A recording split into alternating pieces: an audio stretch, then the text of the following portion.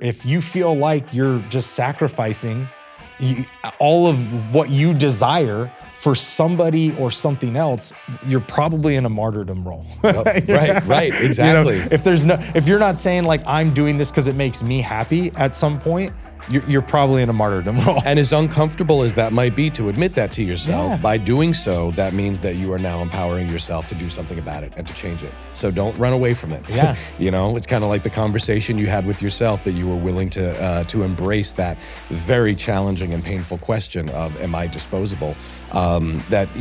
Asking yourself this when you're in this situation and being able to answer it honestly, it's really the first step in personal development, right? When you're working with a coach, is stepping into the man we want to become. Is first we have to be able to recognize the areas of needed improvement.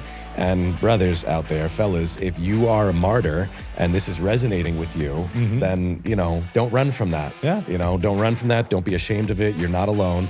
But also know that you could do something about that, because it sounds like, especially the way you're describing it, while the difference or the role of a martyr versus the role of a hero is wildly different, they're actually only a couple steps away. Yeah. All right, everybody, welcome back to The Art of Masculinity. Now, if you guys have been paying attention, we've been putting out on Instagram, social media, that we are kicking off a 4-part series for men out there. And this is all about stepping into the man that you want to become. Now, there's a lot of intricacies that go into this, and we broke this down. Frank, Paul Vignola, and I have broken this down to 4 essential pieces that are going to build you guys into this process of stepping into the man that you want to become. So I'm super excited that this is going to be the first episode of this series. If you guys are tuning in, make sure to catch the 3 follow-up episodes to this series, so we have the complete package. And then you can take that however you want, integrate the lessons we're gonna give you guys, integrate the information we're gonna provide, and I'll give a little bit more background about Frank here in a second, but integrate all these things so then you can apply this to your life and start becoming this really authentic man who is standing in his purpose, standing in his mission, and able to have the values that keep him on point and aligned with the life that he wants to have. So that is the entrance to stepping into the man you want to become. And we have my guest and essentially kind of co-host for the next 4 weeks, Frank Paul Vignola, also a men's coach. He's been on the show before, The Art of Masculinity, with me. And Frank, you got over 10 years experience in the men's coaching space. You've been an actor, you've been in the entertainment industry. I think you've robbed banks for a little bit early on in your life. No, I'm just kidding. Yeah, you took that back. Yeah. But let everybody know a little bit more. I have been incarcerated. It wasn't for robbing banks. Yeah. Well, that would have been far cooler. Yeah, that's true. But let everybody know a little bit more about, where you're coming from and why this makes sense for you and I to be paired up to be talking about this stuff. Yeah, man, sure. First of all, it's great to meet you in person. Yeah. For those who don't know, this is the first time that we're meeting in person. It's good to be back on the pod. We are in New York City, your first time, which is super exciting. So, man, when we first connected, we just had so much alignment, you and I, that it felt like for both of us, it was like, we need to do something else. And this seemed to make sense. So as for me, it's interesting because because of what we're going to kind of dive into today. I had my own little existential crisis that led to some of my clarity on the topic we're diving into today. But before we get into the specifics, just in terms of being a men's coach, it was a few different things. One, it was overcoming my own adversity, coming from a place of, I was incarcerated, as a teen, but it wasn't just in like juvie for being,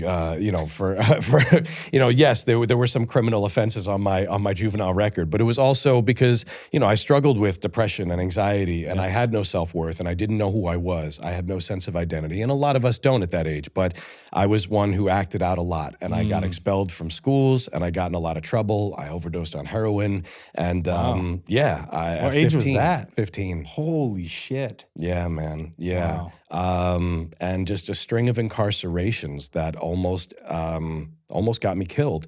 But I think that I know that going through that and overcoming that, it taught me my strengths. It, in many ways, taught me my values at a young age. It taught me that I'm a leader and that I want to lead.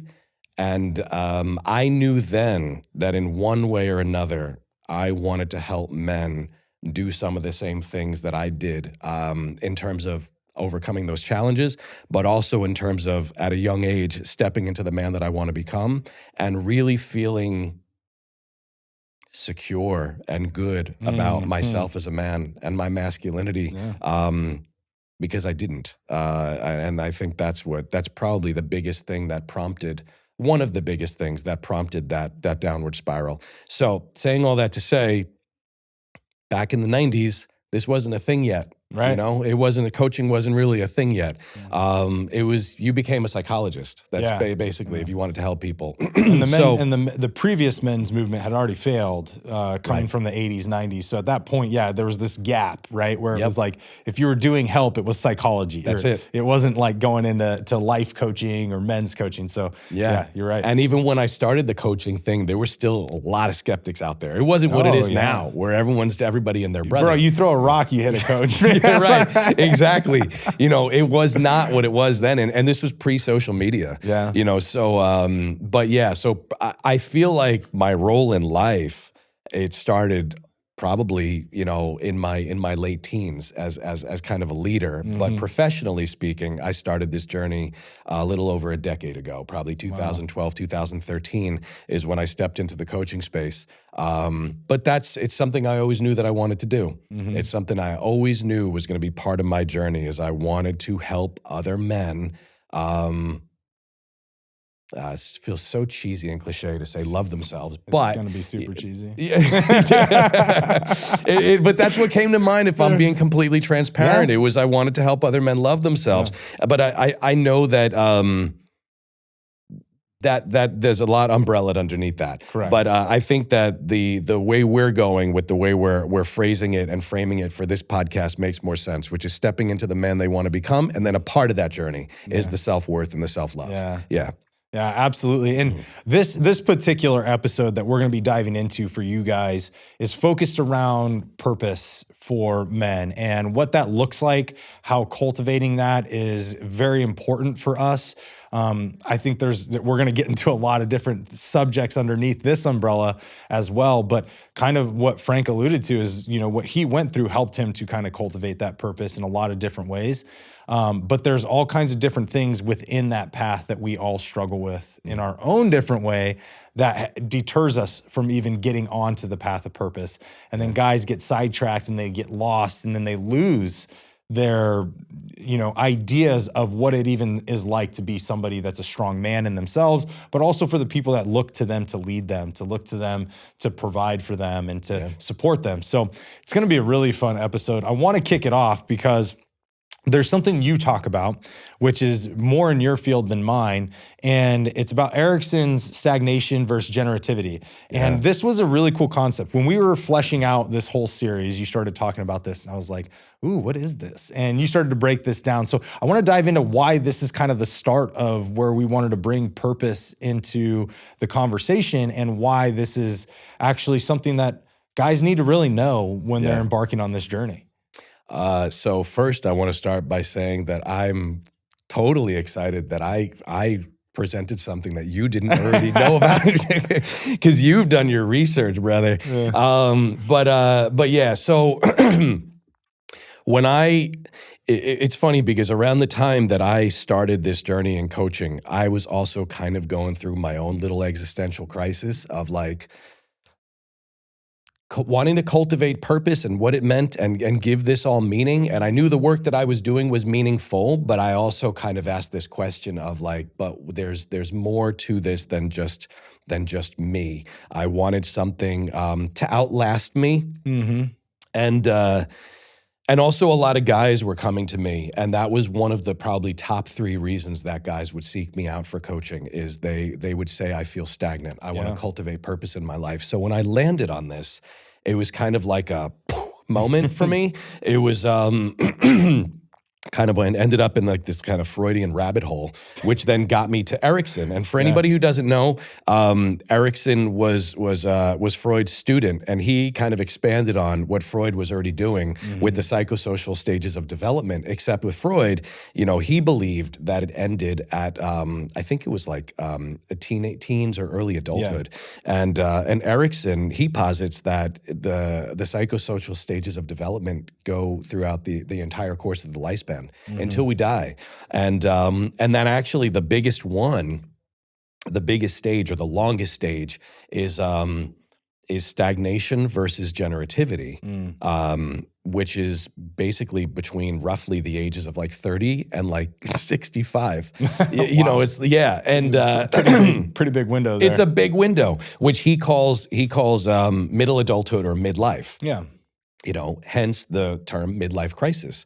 It's this time in our life where we start thinking about our own mortality, and we start thinking, I want to create or generate something that has lasting value. Many of us do. Legacy. I want a legacy. I want to generate something of lasting value. I want something to outlast me. I want to contribute something to society. And the reason it's called stagnation versus generativity is because based on our actions, we usually end up in one place or the other. And you've probably experienced this too as a coach, is that the guys who end up in stagnation, they're reaching out to us because they want to break that cycle. They want to break free from stagnation. Yeah. So this is where I decided I needed a methodology of some kind. I needed a framework to be able to help guys cultivate purpose, you know? Because, and something else that I should point out, because there may be some people listening thinking, okay, how does that apply to men? Yeah. Well, doesn't that apply to everybody? Yeah, and yes, to be clear, it does. It applies to everybody. Everybody goes through that phase, and Erikson designed this for the human, which is men and women. Right. They both experience that. However, you know, social science, psychology suggests that women tend to find more meaning and purpose through family roles than men do. Because one way to cultivate or generate something of lasting value or have a legacy is to have a family. Yeah. To have a family, to step into those roles. But again, women tend to find greater fulfillment and their fulfillment, their meaning, and their purpose through the family roles than men do.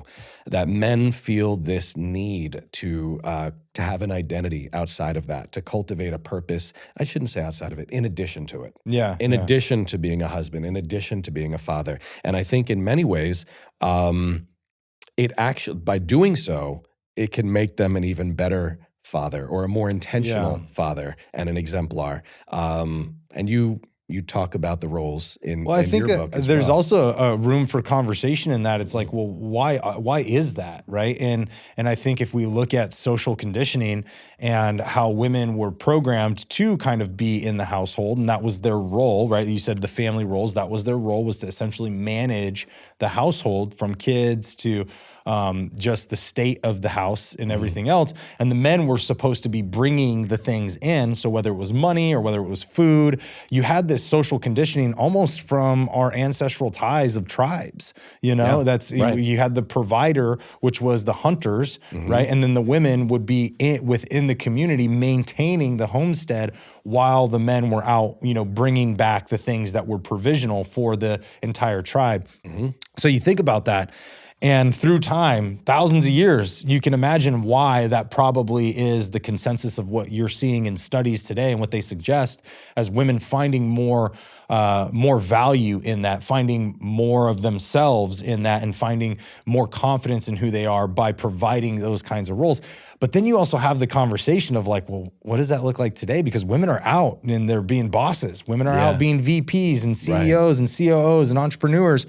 And I probably would venture to say I've ran into far more women entrepreneurs nowadays in the influencer space, in general, in the online space, than I have men, to be honest. Absolutely. You know? Absolutely. So it's still female dominated, totally. Yeah. And so the conversation also is like, okay, well, that makes a lot of sense why, or at least it makes a lot of sense why men are struggling with this, because they're almost being taken out of that role that was also, it was complicit within society. It wasn't, they took it and like they said, we were this. It's just like biologically we were predetermined to have that ability. Yeah, exactly. Right? Yeah. And so from that though, we have such a softer society today in the sense of we have creature comforts. We've technologically become so far advanced that now we have the ability to almost say, guys, that's not really part of who you are anymore. So guys, again, now feel lost. Do you feel like that's kind of part of this conversation too? I do. And I also think, just to kind of piggyback on what you said about, did you call it, you didn't say nurture. You said social conditioning, but also nurture, millennia of nurture. I think that the nature and nurture, they were mutually reciprocal, right? In that women probably are more wired to access things like nurturing and empathy at a greater level than guys. And guys probably just physiologically are in a position to do more of the physical stuff. So we fell into those roles, but then the social conditioning happened as well. And they were kind of mutually reciprocal. But yes, to your point, it's starting to change. And I think that can create a lot of confusion. And that's something that I hear about a lot, is that a lot of guys are coming to me and saying, not to place blame, but I hear this a lot. My wife wants me to step more into this role. My wife wants me to step more into that role. And they feel compelled to do so that they're honoring that role and they're meeting their responsibilities as a father and as a husband, but then they also still feel this yearning and this pull of like, but I want to cultivate some purpose. They might not have the language to articulate exactly that, because they might not be able to put their finger on what it is that's wrong or that's missing. But ultimately what we discover is that they want to have an identity outside of that, in addition to that. And what they don't realize, and perhaps their wife or girlfriend doesn't realize either, is that by doing so, they're actually going to be able to step into that role better. Yeah, that's a good point. And I think that I would like to agree that they will step into that better, right? We can't predict and we're not going to say every man, right? We're not going to talk indefinites here. But I would like to say that most men would then feel more comfortable in taking on those roles to expand themselves in the home, to expand themselves in the capacity that women are asking for a lot nowadays for men, if they had the external, I hate to use the word, but external validation of the man that they are by finding this stuff outside of the home, like we were conditioned to, right? And I think you put it really well, because there is this struggle for men right now where they do feel this pull to be validated outside of the home, yet they're getting almost pushed into the home and more into those roles because of the way that we're evolving and because of the exposure of now the role of women in business, the role of women in the work world, which wasn't the case, 70, 80 years ago, right? Like it's really kind of a really recent impact. I think women got the right to vote in the 60s, right? I think was actually talking less than 100 years. Yeah, so like you're having this capacity of like a vast change in a very short amount of time, where evolutionarily men are not caught up to this. So like the confusion, you have this inherent like desire for something that you may not even know why, it's subconscious, but then they have that desire, but then they're also getting pushed in a different way, and they have that confusion because they don't know who they are. They don't have that purpose within them to establish confidence in who they are. So then when that conflict arises, they don't have anything to tether themselves to, right? They don't feel like they're allowed to have an identity outside of the household. Is that they feel like this is what my identity is, and then it doesn't feel whole or complete. And I mean, my argument is usually, what is the role of a father? Because if you think the role of a father is to be an exemplar in any way or a leader, then what exactly are you exemplifying if you don't have a purpose outside of being a father? Oh man, this is, sorry, I don't mean to cut you off. No, this is so good. I literally had this conversation recently with Beau L'Amour. His father's Louis L'Amour, the author, massive Western author and scriptwriter. But Beau was talking about this. And we just had this conversation of like, boys, they used to see their father's work. they used to see their father's kind of their purpose outside of the home. Right. And it helped them to actually see the masculine in this very healthy way. And I never put the concept together. And it's so funny you just brought that up. Yeah, man. Because it's literally, I just had this conversation. Yeah, and, they're seeing the exemplification of yeah. life skills, of how to live life. Yeah. It's beyond the household. Mm-hmm. Yeah. Yeah, and it's something that we as men, I feel personally, and I can agree with you on this, is that I feel we as men are just naturally pulled to that. It's doing the wife a favor. I really want to coach the women sometimes too. Yeah. Because I want to be able to tell them, do you realize how confident he's going to become and how much less he's going to need validation from you? Right, yeah. You know, he's going to be less needy. He's going to be confident. Yeah. And less codependent. Right. And that's never a good thing for relationships. Right, exactly. I love that. But yeah, there is this concept of roles that we have to really understand when we're talking about purpose, because of what I would like to say is kind of the dysfunction and where we're at right now. Yeah. Because the role that men traditionally were having, which was outside of the home, and having the validation and the purpose and the confidence outside of the home, which then came back to the home. And I can't say it was always positive in the past, but I would say nowadays, if they had it more, it would probably be more positive context or concept.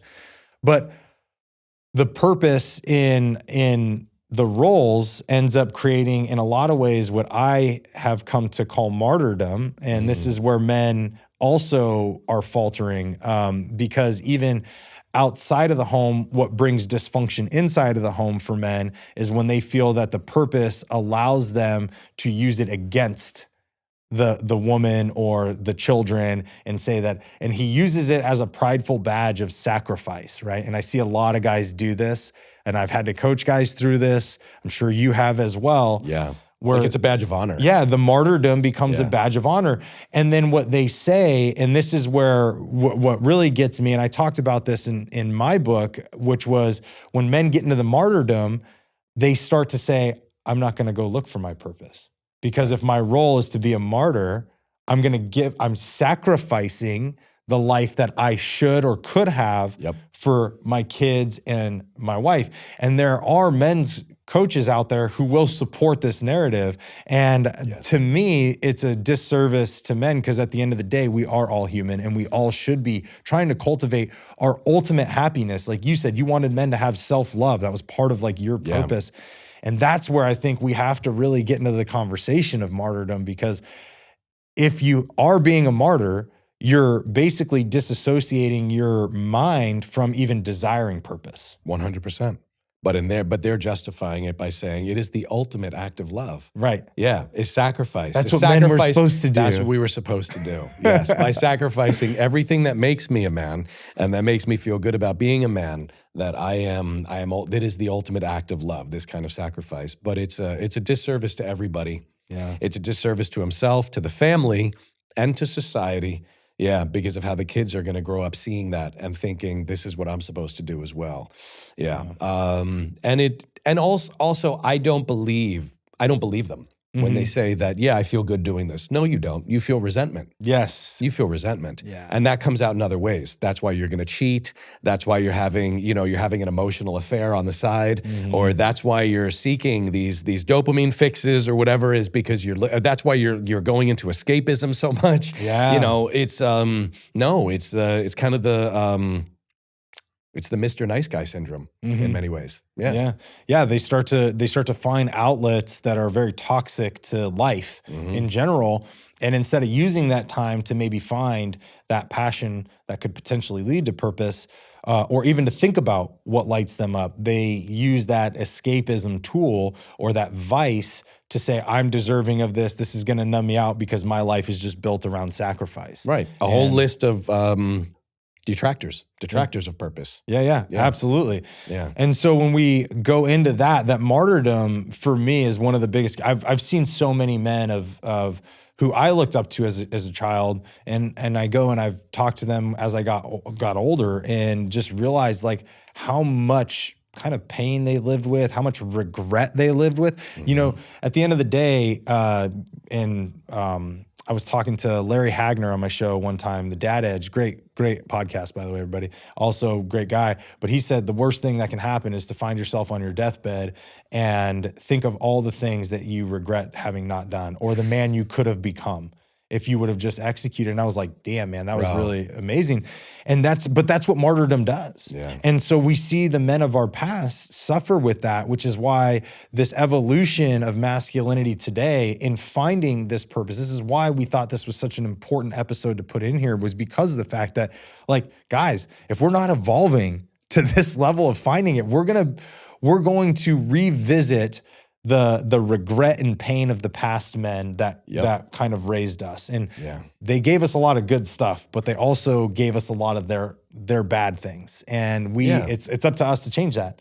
But like you said, if we go down this martyrdom role, we're conditioning the next generation of boys to do the same thing. Right. And then we're conditioning the next generation of girls to want the same thing. We got to bring the pendulum to the middle, back to the middle. Yeah. It's our challenge to show them that it can be different. So then when they get to when they're old enough to start having their families, when they're old enough to start being men, start being wives, they're looking for that masculine version of, like, is he actually being this highest version of himself? Is he finding that love for who he is and that passion for who he is and the passion for life that isn't built around sacrifice and martyrdom? Right. Yeah. I mean, and to me, that's something that you want to exemplify to the little boys and the little girls, but to your kids, is that you want to exemplify that to them, rather than martyrdom or sacrifice of, this is my only role. Right. It's here. It's for you guys. And this is what life looks like. Yeah. This is it. This is what you're supposed to do.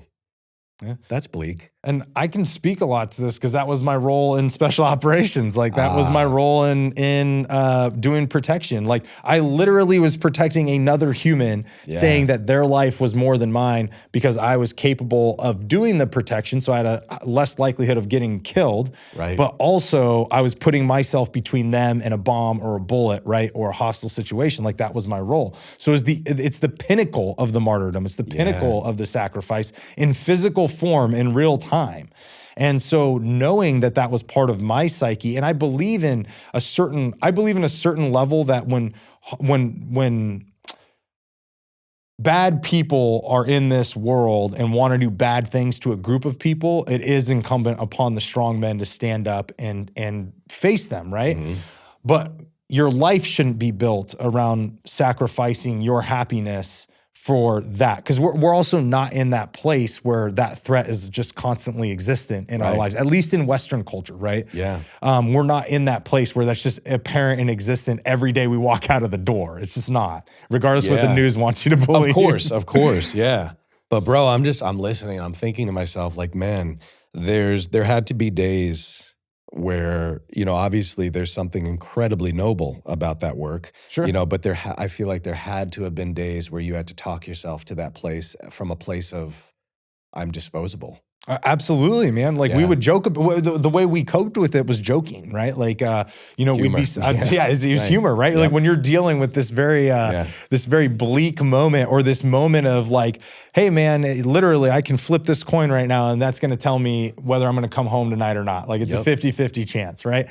When you're sitting in that every single day and every single night for days on ends, for years on ends. I was overseas doing operations between spec ops and protection for a decade. So you're just doing that time after time again. And you have those moments of like, how am I really coping with this? Like, what is it really like? And there is a level of purpose to at least the military. There's a level of purpose. There's a flag, right? There's a flag that represents a group of people. And you and I had a conversation about this a little bit on the train ride over here, which was, that utilitarian view, right? The greatest good for the greatest amount of people. And so like, when we have our men and women stand up for our flag, they're protecting an idea of what America was and the people that fall under that flag. But I say all of that to say that, yes, in those bleak moments, yes, there's a semblance of a purpose. But there's also the semblance of like, am I sacrificing my whole life, my happiness, for something just because I'm capable? Yes. And that's a conversation that I don't think a lot of men have. Yeah. Well, it's because it's probably something they're not going to be happy with the answer. No. Yeah. And it's like, once you have that answer, it's very hard to compartmentalize that. Right. And it's like, should you be sacrificing your life just because you're capable at something? Right. right? Should you be sacrificing your own happiness just because you're capable? Just because you're capable of it, yeah. That's, It's well, and it aligns very much with martyrdom. Yeah. Is that So it's what it that's is. the exact same story and belief Mhm. that leads to martyrdom in the household. Yeah. Yeah, yeah. Absolutely. Wow, and that's why you can relate to it so Yeah. much. Yep. Well, and it's part of the conversation of why the martyrdom story is built on death, but a hero's story is built on how he lives. There's two separate concepts there. Yep. And the martyrs are always if you look throughout history, Catholicism is the epitome of this, because all of the saints tend to have been martyrs that sacrificed their life for the most part for the belief of Jesus Christ and the religion itself, right? And they basically were being persecuted at some point and would not acquiesce to whoever was persecuting them. So they became martyrs, and their death became their statement. But then you have heroes where their life is their statement, Right? Not their death. Their stories are built upon all the great things they did throughout their life to protect people. And yes, they had ups and downs, but their story was written by the positive things they did throughout their entire life. Right. And so there's two different concepts there for me when I look at it. And I say all of that because I think men, if they're going to take an honest look at how they live life, and if they're going to take an honest look at like really where their happiness is, Yep. It's not going to find itself in martyrdom. You're not going to find purpose in martyrdom. You're going to find what you said earlier, which is fucking resentment. That's right. Yeah. Yeah, and I think that people can conflate the two roles. Yeah, and there's parallels. There's some sacrifice in being a hero, for sure. but you're Absolutely. not sacrificing everything. Yeah, you know. I like the way you painted that, though. Say that again. The about the life hero is. A martyr's story is written by death, right? And then a hero's story is written by how they live. How he lives his life. How they live their life. Yeah, yeah. And that's where there's a lot of power in that. Yeah, even saying something like that to a guy who's struggling with that, to paint that for them would probably create a lot of resonance. Is be the hero, right? Be the hero. Be the hero. You think you're being the hero, but you're actually being the martyr, right? Yeah, and here's how you can discern the difference. Yeah, yep. Yeah, and I think that's a key statement, actually, what you're saying right now. So for everybody listening, what Frank just said is like how do you discern the difference? And if you feel like you're just sacrificing all of what you desire for somebody or something else, you're probably in a martyrdom role. Yep. Right, exactly. You know, if you're not saying like I'm doing this because it makes me happy at some point, you're probably in a martyrdom role. And as uncomfortable as that might be to admit that to yourself, by doing so, that means that you are now empowering yourself to do something about it and to change it. So don't run away from it. Yeah. You know, it's kind of like the conversation you had with yourself, that you were willing to embrace that very challenging and painful question of, am I disposable? That, you know, asking yourself this when you're in this situation and being able to answer it honestly is really the first step in personal development, right? When you're working with a coach, is stepping into the man we want to become. Is first we have to be able to recognize the areas of needed improvement. And brothers out there, fellas, if you are a martyr and this is resonating with you, then, you know, don't run from that. Yeah. You know, don't run from that. Don't be ashamed of it. You're not alone, but also know that you could do something about that, because it sounds like, especially the way you're describing it, while the difference or the role of a martyr versus the role of a hero is wildly different, they're actually only a couple steps away. Yeah. Yeah. Yep. It's literally a couple choices change the trajectory of somebody on either path. Yep. It's the same thing, you know, having just talked to a lot of high-level, multi-million-dollar business owners, there's a razor's edge between them being homeless and them being a multimillionaire. It's the same exact thing, you know. It's they see the chasm as monument, as massive and insurmountable, but it's actually a couple steps away. Absolutely, a couple choices. You know, what's the saying? There's if you go 1 degree off for like 1 mile, you're like 17 degrees off. I don't know. Total, something like that. Yeah. But the amount of difference of being 17 degrees off or whatever it is, but you start only at 1 degree off, right? The vast change in trajectory on that is massive. And it's the same thing with us as men. And it's the same thing as us in life in general, that the small decisions in the early stages that put you 1 degree off can change the trajectory, can make you the martyr or it can make you the hero. So true. You know? So true. But that's where this also comes to Now, I think the big conversation, once you start to have this reality and you're starting to say, okay, Frank and Johnny, I'm hearing you guys, like, starting to question this. I'm starting to question, am I living as the martyr? Now the question is, well, how do we find purpose in all this? And I'd love to get your take on this, because I have my ideas around looking for purpose, but how does passion relate to this? Because this is something we haven't really addressed yet. Yeah. Purpose versus passion. Yeah. So they're often probably conflated and confused as often as martyrdom and being a hero. So when we feel passion, we feel alive, right? But passion is often very short-lived, and it does not necessarily mean that we are on a path of purpose, because we can have very, very shallow involvement in society and in humanity and still feel passion. And one of the kind of, I catch a little flack for this, but whatever. One of the examples that I like to use is when somebody tells me that the way they cultivate purpose in their life is by going to the gym. And I'm like, well, all right, how is that creating something that's going to outlast you? How is that creating something of lasting value? And they proceed to tell me how passionate they feel about it and how it changed their life. And I'm like, you still didn't answer my question. That's a passion, and I think that it's really challenging well, eventually, it won't be challenging once you understand the difference, but initially, it could be very challenging to discern the difference between passion and purpose. So passion can exist simultaneously when we're pursuing purpose. Correct. But purpose is not guaranteed to exist simply because you're feeling a feeling of passion. Correct. You might come alive when you're at the gym. You might feel great about it. You might feel good about looking good, but these could also be desires of the ego. This could be selfishly motivated. Is it a part of your personal development? Is that part of stepping into masculine virtues? Yes, in many ways it is. But if we're speaking specifically about cultivating purpose and generating something of lasting value in your life, that's bigger than just you, then no, working out at the gym and looking amazing is and being the strongest person you could be is not, that alone is not the same thing. But if you were to say,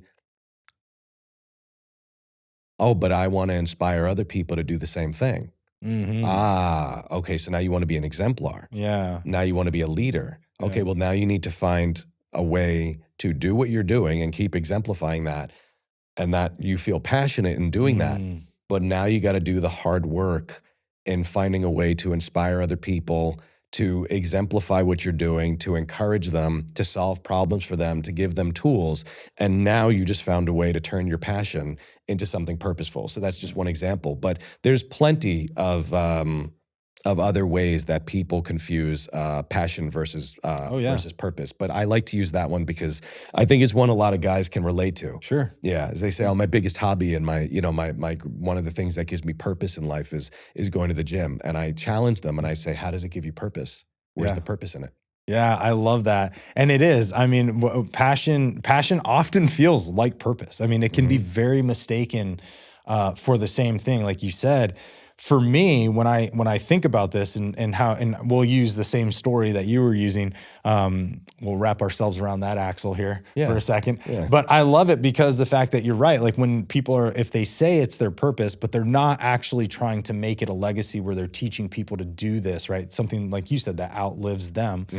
And they say it's their purpose. You also have to think, well, eventually your body's going to break down. So purpose for me, when I define this, is something that is going to drive me every day for the rest of my life. Like it's something that I wake up, and even though everything around me is kind of crashing, like things everywhere can just be going like complete shit show, I'm still waking up and I'm still looking forward to doing the thing that I said I was going to do. I know I have to do it because it makes me feel confident in who I am. It makes me feel connected with who I am and makes me feel connected to where I'm going to the end of my days, right? So for me, that's purpose. But passion, on the same token, can feel like that, but it's typically a flint.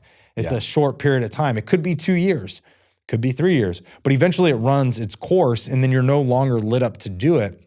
Whereas like when it's a purpose, you're like, oh, if I don't write something today to like help men, right? And I'm a men's coach and I don't write something today, some piece of content, or I'm not working on something, I feel like a piece of me is kind of missing that day. Yep. And that's where you might start to key in like, oh, this may be purpose.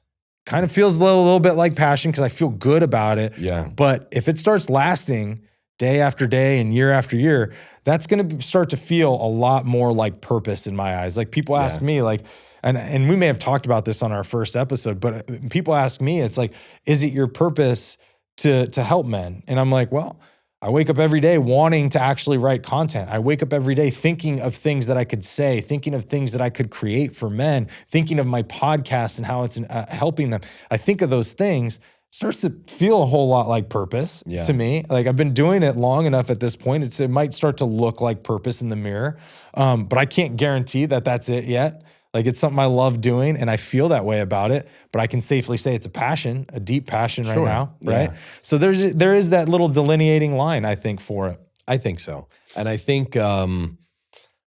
that for me, and I mean, it might not be for everybody else. Everybody is going to be different with this. But for me, purpose would be kind of like going to sleep at night, ending your day and feeling really whole is just the way that I would describe it, is that it might not be as exciting of a feeling as passion. Passion, we really like physicalize it, right? You know, you might feel warmth in your body. You might feel flushed. You might feel it in your chest. You might feel flushed in your face. Passion is just like, it's all encompassing. It can be. And we can become addicted to that feeling. Yeah. But yeah, you know, purpose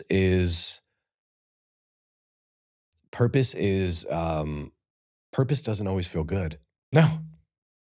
Yeah. That's the thing that I think a lot of people confuse about it, is that sometimes purpose is doing something that's incredibly uncomfortable or tedious. Yeah, that we don't enjoy. Right. And sometimes there's no passion in it at all. It's not until we've done it that we get this feeling afterward of like, wow, I feel really, really good that I did that. That feels really meaningful, what I just did. I didn't enjoy doing it. Right, yeah. You know, and that's not gonna be the case every time, but in many instances, that's the case. So, yeah. I mean, you gotta chase purpose, not passion. And I would venture to say, when you wrote your book, just as when I wrote mine, it wasn't always beautiful sunshine and rainbows, bro. Like, oh my goodness! But at the end of it, you're like, Citations was so exciting. Oh yeah, editing time after time again, so great. Right, like, yeah, exactly. Oh my god! But you at the end of it, you're like, oh, that felt so good. Bro, did you cry when you got your first sample? I did not, but I literally was like, is this real right now? Like, yo, I got teary-eyed. I was like when I pulled it out, the first sample that was sent to me, like the printed one, I was like, yo, yeah, man, yeah. But you're right though. Yeah. That's a great example because the process, oh man. It's not enjoyable all the time. There are times that are exciting. Oh, you know, for when sure. we're in flow state, that's absolutely. awesome. But yeah, there are definitely times where it's just like, it's grueling. Oh, it's like, yep, I have to do this today. Yep, I got to get behind the computer. Brace yourself, And that's the other thing too, and I'll give one last piece to passion and purpose is passion, like guys, don't be afraid. Like passion to me is like dating, right? You don't go and just marry, some of you guys did go marry the first girl you dated, and I don't know how that's working out for you. But it's not, you don't just go out today in today's world and you marry the first girl that you meet and date, right? Like this is not the common story. Our great-grandparents, that was, but like us nowadays is not the thing. Passion and purpose are kind of the same thing. Passion, you got to date. I think passion, you date it and it can turn into purpose. Like we're saying, they can simultaneously exist. They can. And so when you're not, but this is where I find men struggle is they're afraid to date passion. They think, well, Frank, I've been doing this job for 10 years. I'm told I'm supposed to do it for 20 and then retire. And that's when I get to enjoy or do something I feel passionate about, right?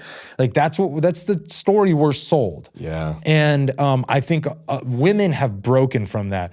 Men, not so much. I think men are very hesitant to date passion because they're scared of what it looks like to put themselves out there again and say, I don't know something, I'm gonna learn something new, and I'm gonna expose myself to potentially quote unquote failing. Yep. I'm going to expose myself to looking like I don't know what I'm talking about, because you probably don't when you start. I'm going to expose myself again to being a newbie in an arena. And they're like, dude, I went through that. I literally have gone through that. I was like, man, I spent all this time doing special operations. I spent all these days and hours training, blood, sweat, tears. And I spent all this time in the government, and now I'm going to be an entrepreneur. And I was like, I paid my dues. Do I really want to go back to being a 2-year-old child trying to figure out how to freaking color? Man, like, suddenly this doesn't sound very exciting. Maybe I'm like at this point a 3 or 4-year-old, but like that's about it. It's new. But to expose ourselves to that as men is a daunting thing, because at some point we're told that that's not okay. And so to find purpose for men, I think that's another barrier to that, which is we're not told it's okay to date passion. We're not told it's okay to do things to deviate from the path of, hey, I've done this for 10 years or 15 years, and deviate from that and say, well, there's something else that feels good to me. You feel like you come across that with guys as well? Of course, yeah. I mean, a big part of that is just like it's coming outside, stepping outside of your comfort zone. That's going to be a big part of the journey in leaning and cultivating purpose, is being willing to lean into the discomfort of exploring uncharted waters. Yeah. You know, like you mentioned with entrepreneurship, it's like, do I really want to revert back to being terribly uncomfortable and not confident and not knowing what I'm doing? Well, if you want to cultivate purpose, then yeah, probably. So yeah. But the one thing that I wanted to ask you to break down for some of the other people listening who might not get what you're saying with the date passion. Can you break that down for us in slightly simpler terms? Yeah. No, it's like, I mean, you see a pretty girl at a bar. She's having a drink. You look at her across. You're like, man, I'd really like to go say hi. All right, that turns into you buying her a drink. You go over, you introduce yourself, you say hi, and then you guys agree to go on a date. All right. Now, as passion, for me, what that looked like was, hey, I have a skill set of a background that a lot of men will respect, right? If we want men to start to evolve and have a different concept of being authentic with themselves, to become that man that they want to step into, that meant that I had to use my background to say, well, you know what? It seems a little fun to want to do a podcast. I have a background. People will give me 5 minutes of their day to listen to. If I can do enough research and understand enough to give them good content, maybe that'll change the trajectory of their lives to where they feel authentic. The passion was there of that lights me up. That seems like a lot of fun. I like talking. My parents called me a chatterbox since I was a kid. They told me I was always going to be a lawyer. So they were like, you just talk all the time, you argue, all these things. Same thing. So I was like, I loved it. And that was a passion. That was like okay, do it. And then there was hard times. There were days I did not want to do a podcast. There were days that I didn't have content in my head. There were days I was like, who's listening to me? One guy in his basement? Like, who's listening to this? There are days that I had to persevere from that. And that was where it was like, hey, am I still going to do this? Do I still want to do this? It was a passion. I dated it. And then it started to it feels to this day a whole lot like purpose. 400 plus episodes in feels a lot like purpose, because I'm sitting here saying, oh, I dated this. And I I feel married to it now. And I don't feel like it's an obligation. I feel it's like I get to go do this. And I get fired up when I get to come have the idea to do this series fired me up so much, right? To give this to men. And so for me, I dated that passion. That's what the dating looked like for me, was to take it on. You stayed the course. Yeah. You stayed the course. So initially the passion was there, and then all of a sudden it's like, oh, this is hard. And then the passion's not there, but you stayed the course. You kept dating. Yeah, and kept dating. And again, just like in relationship, you're in 2-3 years, you're going to start to see some hard times. Of course, you don't just bounce you're not like, jump ship. Maybe you are, but maybe it was passion, right? But maybe you are. Maybe you're like deuces, like I'm out. Yeah, right.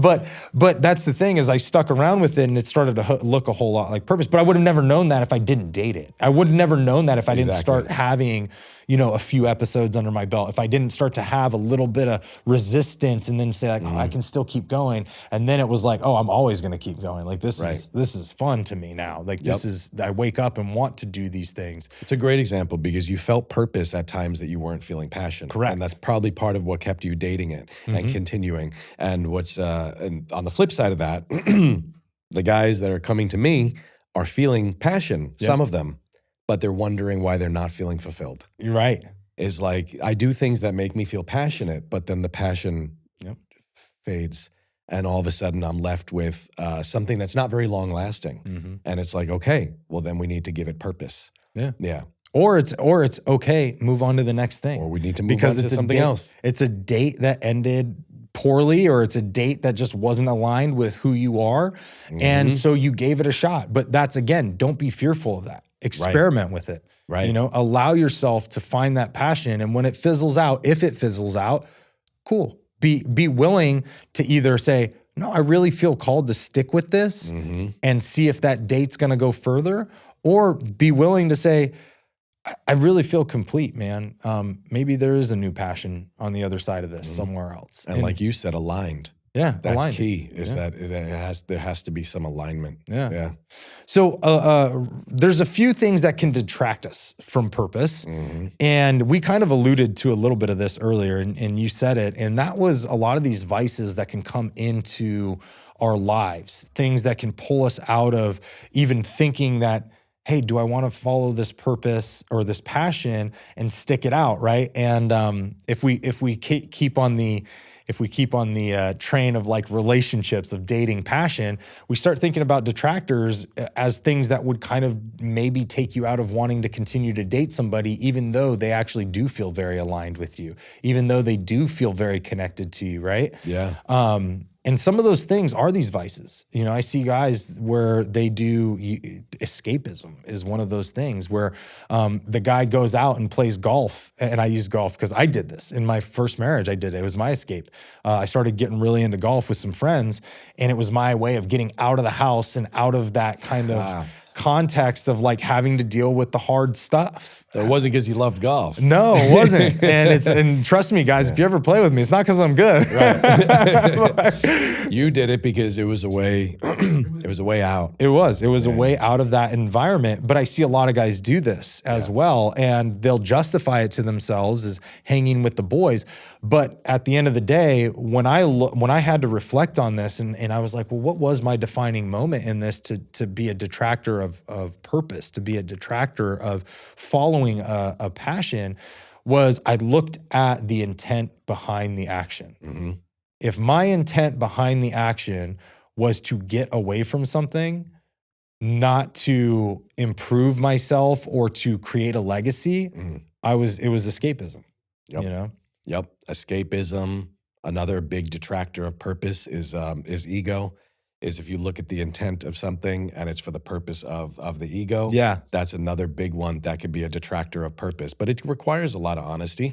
We got to be honest with ourselves. We got to be willing to dive deep into that abyss within ourselves and ask ourselves, what is the intent here? And obviously at some point with the golf, you decided to do that. Maybe it was because you weren't getting any better at it. But something prompted you to ask yourself, why am I doing this? What is the intent here? Even though I'm spending time with the guys, even though I'm having a good time, what is the actual intent? And that is a question most of us do not ask ourselves. Right. Yeah. And it's a great way to determine how many things in your life are a detractor of purpose. Is the intent escapism? Is the intent affixed to the ego? Is the intent this fleeting feeling of passion? Yeah. These are all detractors, so valid. That's a big one is exploring the intent. Yeah. A lot of times I find it too in today's society for men, a lot of it is social media. A lot of it is, it's video games for guys now too. I don't personally understand it. My brother's a big gamer. He loves them. I don't personally understand it, but it is a massive one. I did, there was a lot of guys overseas. When I was doing protection, we had, I can't say we had an abundance of downtime, but we would have good amounts of certain time. Like we would work for 6 days on, and then you'd get like 1 full day off, right?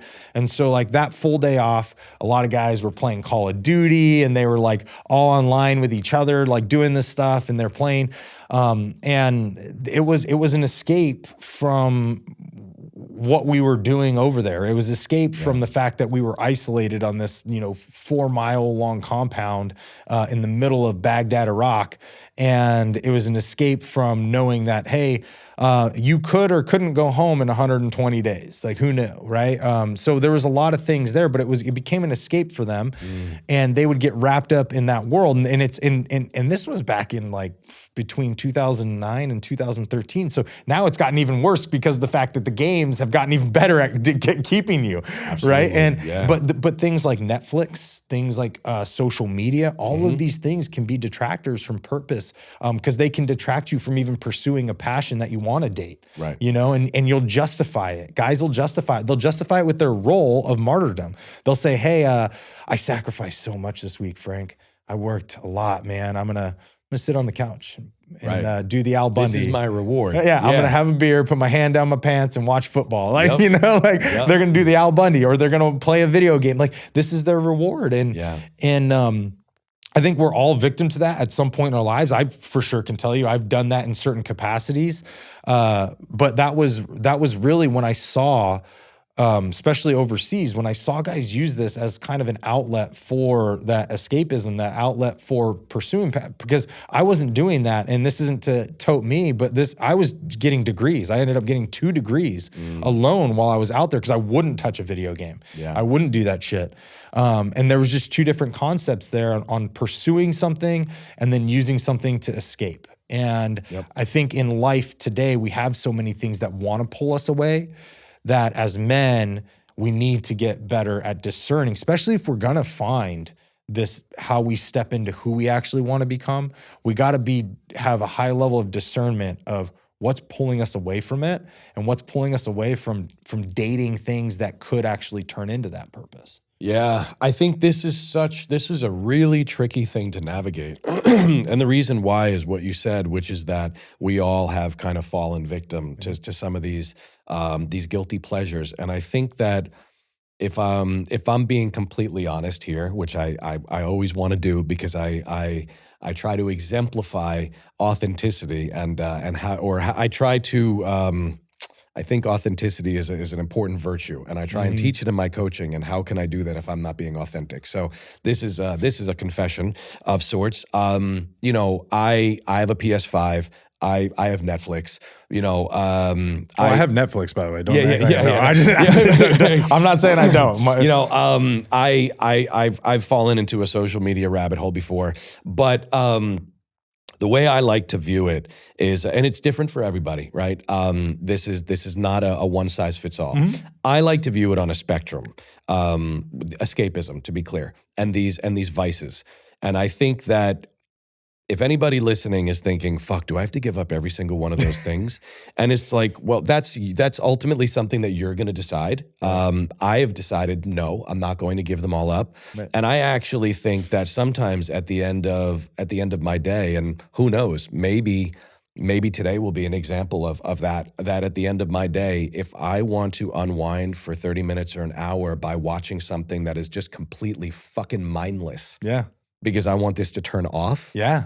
I'm going to do that, and I'm going to give myself permission to do that. And is it a form of escape? In some ways. In some ways it is. Yeah.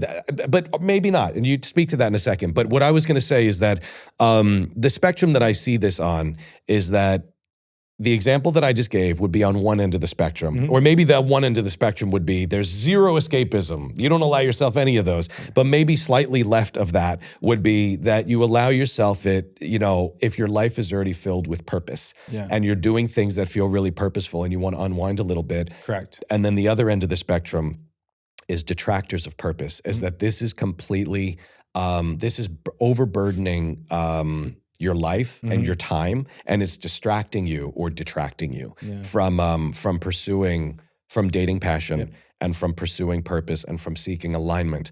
And I think that for anybody listening that feels intimidated by what we're saying here, I'm not saying that you have to. Fuck you, I'm not saying it either. All right, I'm not. This guy is of a different caliber. But no, I mean, in all jokes aside, I think this is not a one size fits all, and everybody has to figure out what works for them here, and that applies to a lot of different things. But I think that's one where we have to be able to be honest with ourselves and ask ourselves, between something where I'm unwinding a little bit and taking it in small doses, or applying some moderation or some regulation, is that what's happening here, or is this becoming a distraction in my life? Is this something that is holding me back? Is this something that's pulling me away? So go ahead. I think you hit it perfectly. I agree with 100% what you said, and I think I'll add one thing to it is when we look at how you behave with these things, it's intentional. There's an intention. That's the key for me. Boom. Yes. It's intentional. Yes. The ones that become detractors are zero intention. Autopilot. It becomes an autopilot, right? So that's, to me, guys, if I'm gonna wrap that up, what Frank just said, which I truly love what you said. You said it far more eloquently than I did. If I'm gonna wrap that up, that's gonna be your two defining pieces. Is it intentional, or is it on autopilot? Right. Right? And if it's on autopilot, that's where I think you need to have the real conversation with yourself of, well, shit, is this really taking me away from things that I could pursue that could turn into purpose? Yeah. Or finding, the beginning stages of stepping into this man that I'm truly desiring to become. Boom. So I think that's a big one. The final piece to this, guys, before we wrap up this episode, is going to be about really kind of like the proponents of purpose, right? So we talked about a little bit of these detractors, and I want to briefly kind of go over these proponents of purpose. Something that you are really big on with your coaching is values and strengths. Yeah. And what does that look like for men to have values and strengths? Yeah. So briefly, this actually goes back to, funny enough, it goes back to Erikson again. Actually, Erikson and Freud, they both said this when they were asked, how does somebody find purpose or happiness in their life? And they kind of used the two interchangeably, funny enough, their answers were the same, which is to work and to love. And I thought, okay, well, how do I quantify that? How do I quantify that, and how do I turn that into a methodology of some kind so that I can help guys achieve that? And I thought, well, work is easy. That's like an aptitude test. I'll just come up with some sort of methodology. I'll make it unique and find a way to identify their top strengths. Because then we're implementing one of our gifts, one of our skill sets, which is automatically going to make us feel purposeful because we're doing something that we can do better than anybody else. And we're using intention. We're being intentional about implementing that strength. So we feel empowered and we feel good. That's the start, but it doesn't complete it. And then I thought, love. Oh man, how do I quantify love? Yeah. And then I realized, well, love is not exclusive to people. It doesn't necessarily mean marriage. It doesn't necessarily mean partnership or companionship. It doesn't even necessarily mean people. Yeah. We can love our craft. We can love leadership. Yeah. We can love what we do. We can love things. That love. Lamp. Right. I love lamp. Right. Love encompasses all kinds of things. Yeah. So then I thought, okay, well, what can I use to quantify what somebody loves in their life or what's important to them? And that's when I landed on values. I said values is going to help people understand what it is that is important to them in life at the end of the day. Yeah. You strip away all the other bullshit. What is really important to you in this life? Yeah. So being able to grasp that and understand your values, and being able to understand what makes you great and what skill sets you have that make you unique, and being able to marry the two together, I believe, is how we end up finding alignment and ultimately finding our way eventually to purpose. Yeah, absolutely. And I will couple that with the masculine blueprint that I created, which was my way of quantifying this.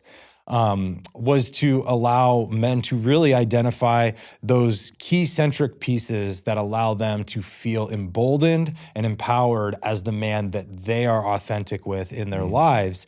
So then when they carry that man into any situation, there's no sense of feeling inferior to anybody because they're bringing the pieces to them, similar to what you're saying, which is the values, but they're bringing the pieces to them that allow them to value who they are in every moment and every step that they take. And so when that masculine blueprint gets defined individually by every man, because it will not be the same for every man. I've used this 100 times talking about this on podcasts, but like if you take the values a guy, or let's say like the masculinity of a man in Alabama is not going to be the same decisive masculinity features of a man from New York City. This is not going to be. Right. Like they just have different sets of beliefs. Right. And then furthermore, you take a guy from, that same guy from Alabama or even from New York City, and you go put him in frickin' Bogota, it's going to be a very different value system. Yes. Right. So those defining pieces have to be really individualized, because once they are, you're no longer trying to present a man that is not of what you believe the fabric of authenticity is to who you are. And you're not playing a role, for a lack of a better term, you're not playing a role of a character anymore. You're playing the hero of your own story, which is you. And so that's where the masculine blueprint, which really aligns with your values and strengths in its own ways, but that's where they kind of come together and they allow guys to really then find purpose. Because if you don't know who you are, you can't find purpose. If I build my whole life based on what my predecessors gave me, I'm not living a life based on what Johnny thinks. I'm living a life based on what they handed me, and then everything that follows that is what they handed me. So that purpose, or what I believed was that purpose, may not even be true to me. And so that's where we have to get to the men first, the individual first, before we can start to splinter out even into that purpose. So yeah, man, your process with the masculine blueprint and my process with the strengths and values, they're both incredibly individualized and personal. Yeah. And that's the prerequisite to purpose. Yeah, absolutely. Oh man, you and I can talk all day on this. We're going to say that a lot, but this is where we leave you guys for this first episode of Purpose. I want you guys to really take a lot of this information in and really assess it in your own life. Be honest with yourself, be objective, and take ownership of things that may have been a little challenging to you in this conversation. And also take acknowledgement of anything that you feel like was like, wow, I'm already started on that right path. Like, kind of acknowledge both of those things and see where you sit after it. And know, guys, that we're not going to leave you guys hanging. We got much more to come for this series, but also afterwards, we're going to have a little bit of a special thing that we're going to put out there for everybody. So please stay tuned for the whole series, because at the end of this, there's going to be something of immense value that Frank and I have spent a lot of time putting together, and we think you guys are going to appreciate. So stay tuned for the remaining episodes. We got 3 more after this one, and make sure you guys are tuning in all the way to the end, because there are going to be some things that we're going to bring forward for you guys that I think can really help you on your journey. All right. Thanks, guys. Thanks, Frank. Yeah, brother.